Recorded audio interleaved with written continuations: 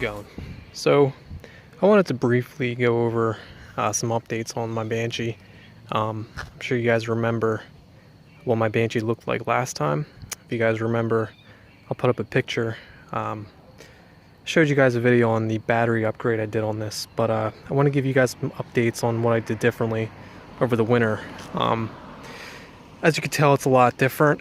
I pretty much tore it down and did a complete rebuild. So motor was out.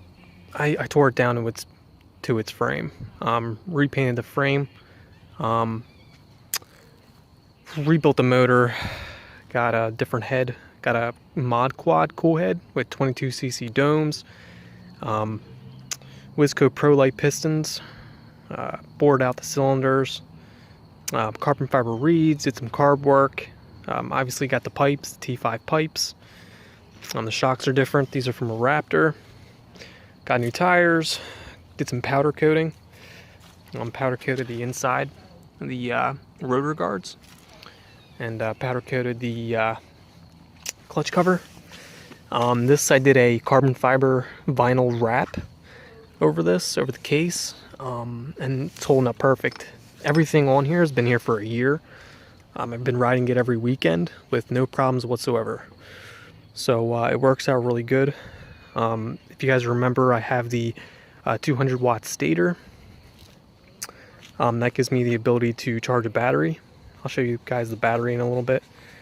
But just got done polishing it up a little bit.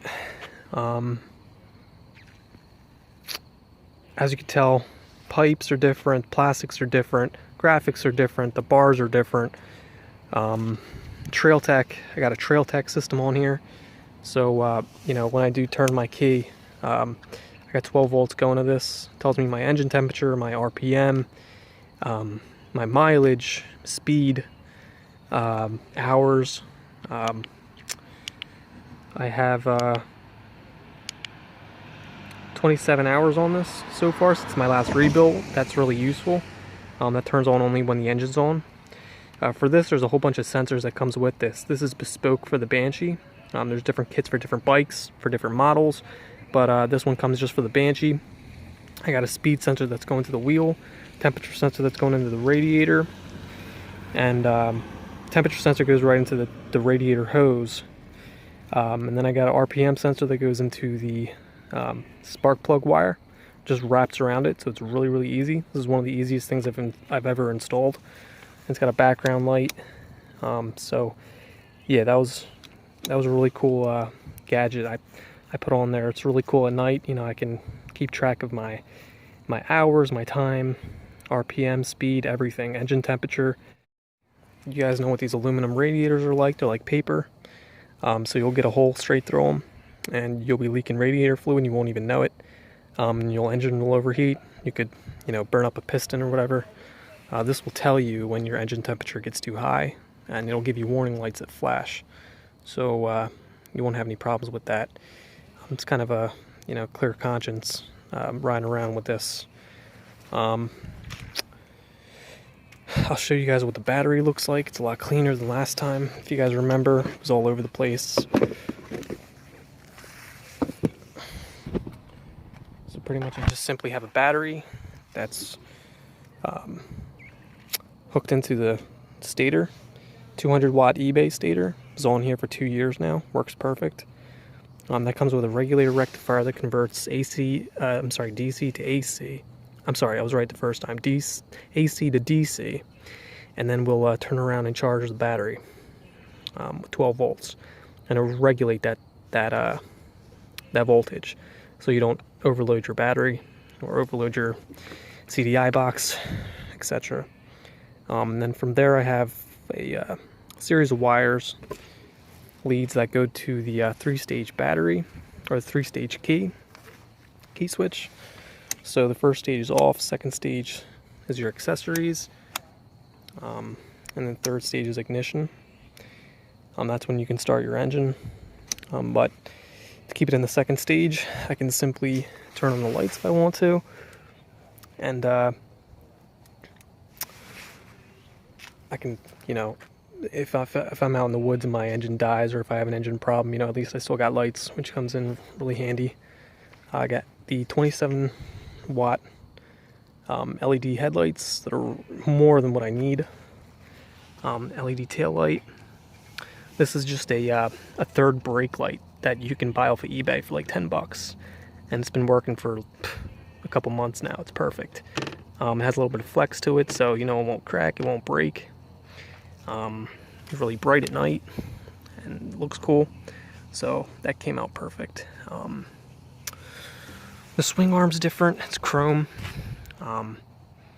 Originally had that powder coated, but my last swing arm was warped, so I just went with a new one. It's actually used off eBay. Another thing I want to mention is that most of the parts on this are used. So the pipes were used, swing arm was used. The main parts that, you know, didn't take away from performance were used.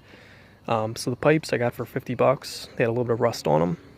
Came with the T5 mufflers. Perfect buy. Just took a little bit of the rust off. It came off like paper. And the same thing with the swing arm. There was a little bit of rust on it, but I got it for 100 bucks. Can't beat that. Probably saved $1,000 combined just by you know, using used parts. Everything internally in the engine is brand new. So the Wisco pistons are new, obviously. Bearings are new. Everything involved with performance, engine-wise. Raptor front shocks, obviously those were used. They work perfectly fine for what I need them for. And this whole thing is set up for trail riding. I can go out, you know, 100 miles away from my house, and I don't have to worry about breaking down. This thing runs perfectly fine. It's really, really, it's really dependable. I don't, you know, even if something does go wrong, I can fix it with a screwdriver out in the woods. It's not a big deal. But I'll start it up for you, show you what it sounds like.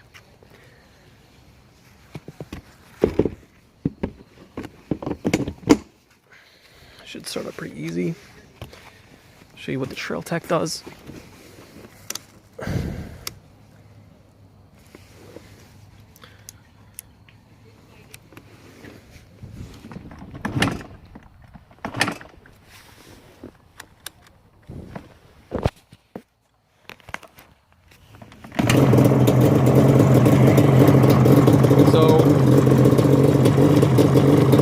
Pretty much a cold start. It runs perfectly fine, starts up in one kick. You can see the engine temperature rising. My radiator fluid is warming up.